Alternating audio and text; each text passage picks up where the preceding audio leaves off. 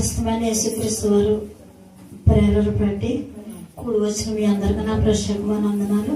మరి ముఖ్యంగా మన దైవజనులకి వందనాలు, సంఘ పెద్దలకు నా వందనాలు. మరి ఏమన్ రాజు గారికి నా హృదయపూర్వకమైన వందనాలు. ఏమన్ రాజు గారు కూడా మాకు తెలుసు. మరి ఆయన వాక్శాలు మాకైతే గృహం లేదు, స్థలాలు కూడా లేవు. మరి అయ్యగారు వాక్యం నేను ఖతర్లో ఉన్నప్పుడు వినటం మొదలు పెట్టాను.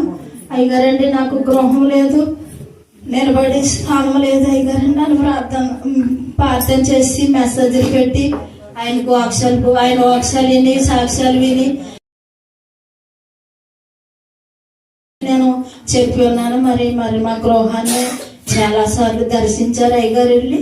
మరి నేను అయ్యగారికి ఎప్పుడైతే స్టార్ట్ చేసి నాకు స్థలం లేదు ప్రభు, నాకు ఇల్లు లేదు అయ్యగారండి, నా పరిస్థితి ఏంటైనా, మరి మా భార్య భర్తలో చనిపోయినా మాకు దోష నేల కూడా లేదు నాయన అని నేను అయ్యగారికి మెసేజ్లు పెట్టి ప్రార్థన చేయించుకుని వాక్యాలని దినదినము ఆయన ఉదయకాల సమయంలో రాత్రికాల సమయంలో ఆయన వాక్యం ఇదాన్ని అమ్మ నువ్వేం కంగారు పడకు, నీకు నాతో చెప్పిన టైం రాకుండా నీకు స్థిరమైన గృహాన్ని ఇస్తాడు దేవుడు అని దేవుడు స్పష్టంగా అయ్యగారితో నాతో మాట్లాడారు. మరి అయ్యగారి ప్రార్థన మొదలెట్టాక నేను కొన్న ఇల్లు కట్టానండి. కట్టిన ఇల్లు కొన్నాను, 2 స్థలాలు కొన్నాను.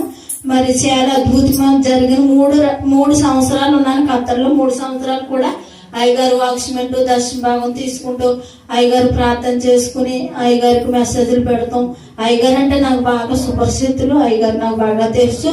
మరి కొన్న గృహానికి వచ్చి దర్శించారు, మరి కొన్న స్థలాల్లోకి వచ్చి ప్రార్థన చేశారు. మరి స్థలాల్లోకి తీసుకెళ్తే మోకరించి ప్రార్థన చేశారు. మరి ఇక్కడ సకల గృహం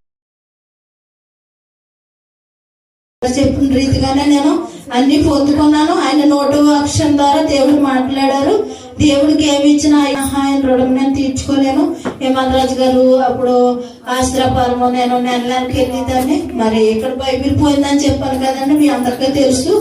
మరి అయ్యగారే నాకు ఆశ్రయపురాన్ని బలిపీఠం కాడకు పిలిచి బైబిల్ ఇచ్చి సారి పెట్టి ఇలా ముసుకేసుకునే వస్త్రం ఇచ్చి నన్ను ఎంతగానో బలిపెట్టకం పేరెట్టు పిలిచి నన్ను సన్మానం చేస్తారు మరి అయ్యగారు.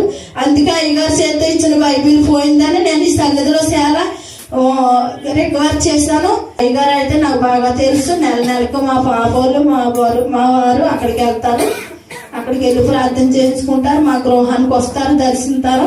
ఇంకా అనేక మంది ప్రాంతాలకు అయ్యగారు ఎంతో మాకు తెలుసు, మా గృహానికి వస్తుంది తెలుసు.